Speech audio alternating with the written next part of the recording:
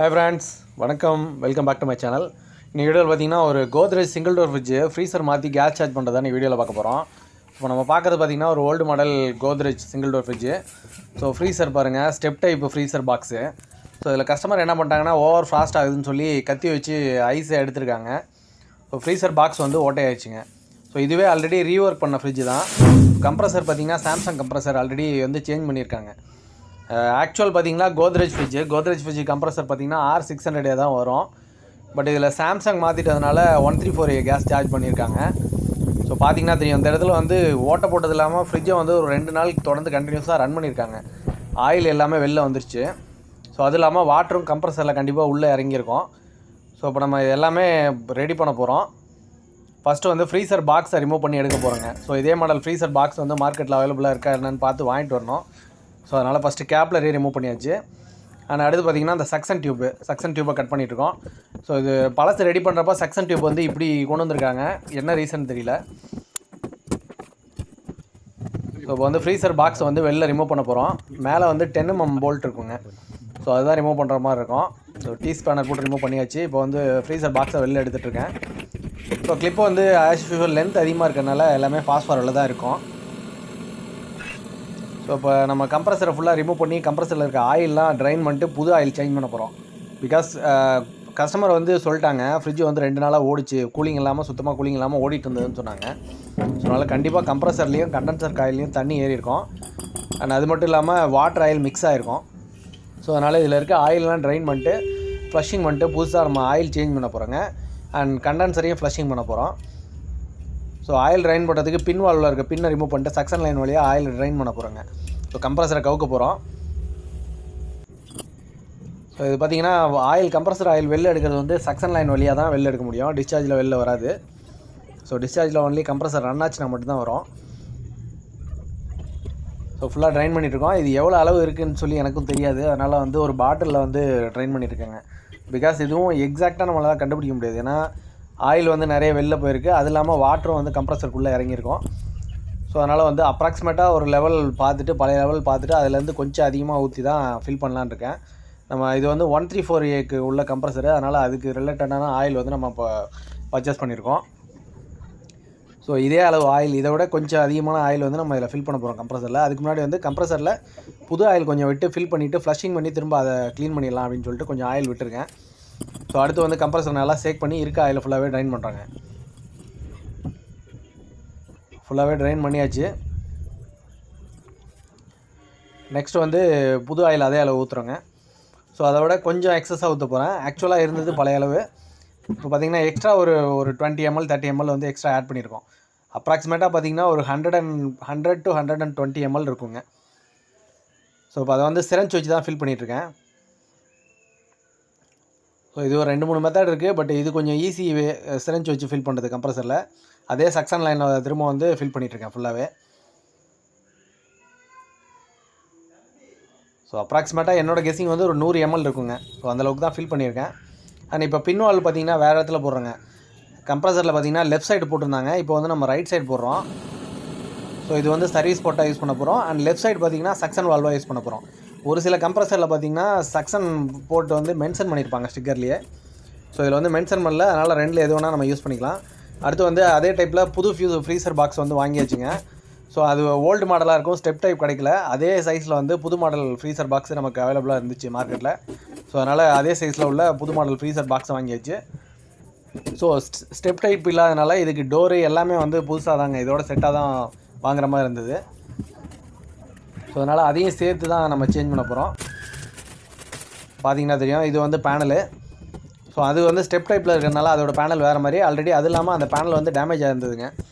So கஸ்டமரே panel வந்து வேறு வேணும்னு கேட்டிருந்தாங்க. அது இல்லாமல் அந்த டைப் இல்லாமல் இதுவாக இருக்கும். பேனலு அண்ட் டோரு ரெண்டுமே வந்து புதுசாக தான் வாங்குற மாதிரி இருந்தது. ஸோ பர்ஃபெக்டாக சூட் ஆகுது. நெக்ஸ்ட் இருந்த மாதிரியே 10mm போல்ட்டு போட்டு டைட் பண்ணிகிட்ருக்கோம் மேலே.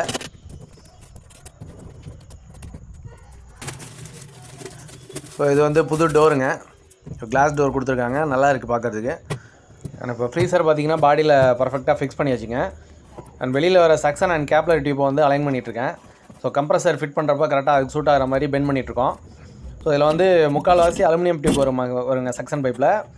எண்ட் ஆஃப் பைப் மட்டும் தான் வந்து ஒரு 1 ஃபீட் வந்து காப்பர் டியூப் கொடுத்துருப்பாங்க நம்ம வெல்டிங் பண்ணுறதுக்காக. இப்போ கம்ப்ரஸர் தூக்கி பாடியில் ஃபிட் பண்ணிகிட்ருக்கேன். ஸோ இது ஆல்டர்னேட்டிவாக தாங்க கம்ப்ரஸர் வந்து பழைய கம்ப்ரஸரை எடுத்து மாற்றிருக்காங்க.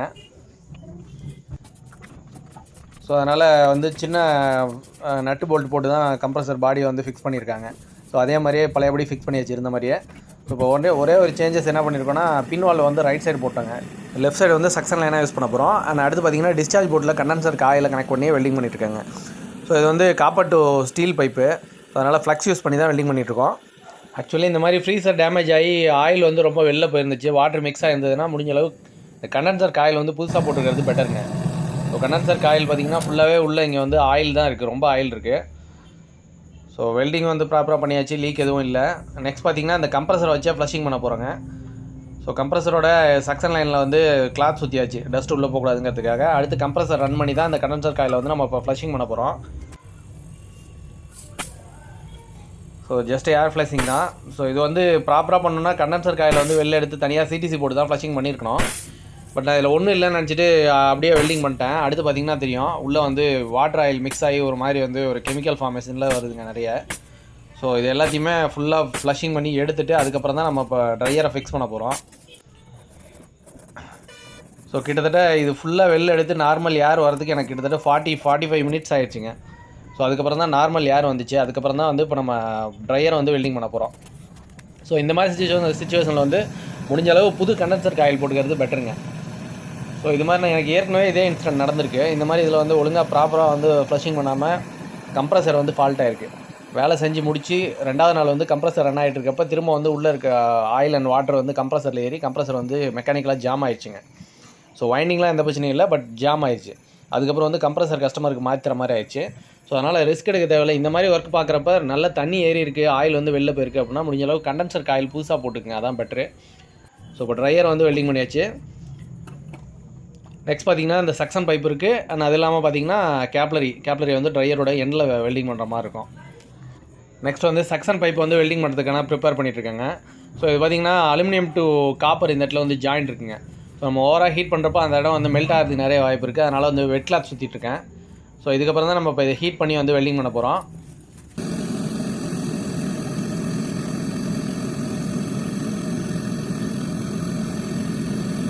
ஸோ இப்போ கம்ப்ரஸர் செக்ஷன் லைன் வெல்டிங்கும் கிட்டத்தட்ட முடிஞ்சிங்க.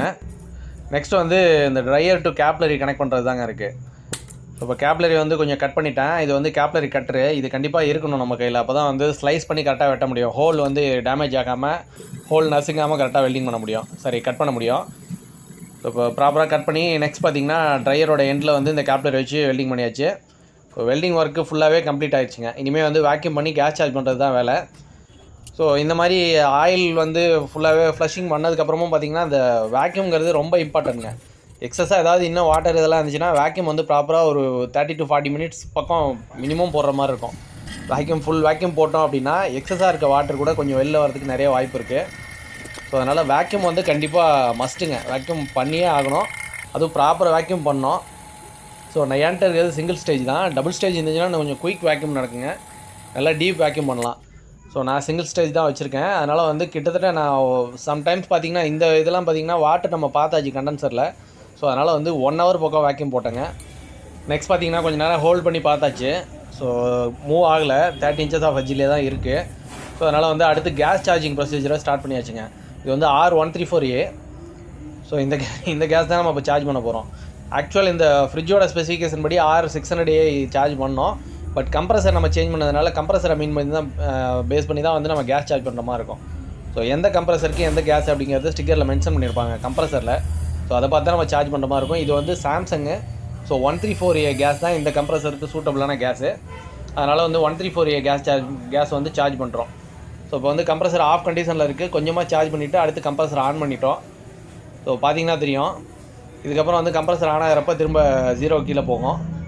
ஸோ இப்போ கம்ப்ரஸர் ரன் ஆகிட்டு இருக்குது. கேஸ் வந்து கொஞ்சமாக தான் சார்ஜ் பண்ணியிருக்கோம். ஸோ 134A பொறுத்தளவு சிங்கிள் டோர் ஃப்ரிட்ஜு மேக்ஸிமம் பார்த்திங்கன்னா 6 to 7 PSI or 8 PSI highest 8 PSI வச்சா போதும். ஸோ அதுவே வந்து ப்ராப்பராக கேஸ் சார்ஜிங் தான். 8 PSIங்கிறது கரெக்டான அளவு. ஸோ அதுக்கு மேலே நீங்கள் கெஸ் பண்ணி சார்ஜ் பண்ணாலும், கொஞ்சம் ஓவர் சார்ஜிங் பண்ணாலும் அடுத்து ஒரு 1/2 hour வெயிட் பண்ணி பாருங்கள். ஓவர் சார்ஜிங் பண்ணியிருந்தீங்க அப்படின்னா சக்ஷன் லைனில் வந்து ஐஸ் ஃபார்ம் ஆகும். ஸோ சில்னஸ் வந்து கம்ப்ரஸர் வரைக்கும் சக்ஷன் லைனில் வந்து சேரும். அப்படி இருந்துச்சுன்னா நம்ம ஓவர் சார்ஜிங் பண்ணியிருக்கோம் அப்படிங்கிறத கன்ஃபார்ம் பண்ணிட்டு கேஸை கொஞ்சம் குறைச்சிக்கலாம். ஸோ நான் சார்ஜ் பண்ணுறது எப்படின்னா 8 to 9 PSI அதிகபட்சம் போச்சுன்னா கூட 134A ப்ராப்பராக இருக்கும், ஒன்றும் எந்த பிரச்சனையும் இருக்காது. இந்த ரெஃப்ரிஜரேட்டரில் பார்த்தீங்கன்னா 8 PSI வச்சுருக்கேங்க, கரெக்டாக இருக்குது. கூலிங்கில் எந்த பிரச்சனையும் இல்லை, சக்ஷன் லைன் வரைக்கும் நல்லாயிருக்கு.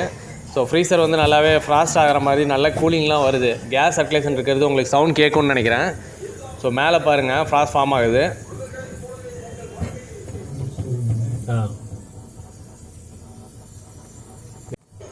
நெக்ஸ்ட் பார்த்தீங்கன்னா இந்த டிஜிட்டல் தெர்மோமீட்டர் வச்சு ஃப்ரீசரோட டெம்பரேச்சர் எந்த அளவுக்கு போகுது, மைனஸில் போகுது அப்படிங்கிறத செக் பண்ணி பார்க்கலான்னு சொல்லிட்டு செட் பண்ணியிருக்கேன்.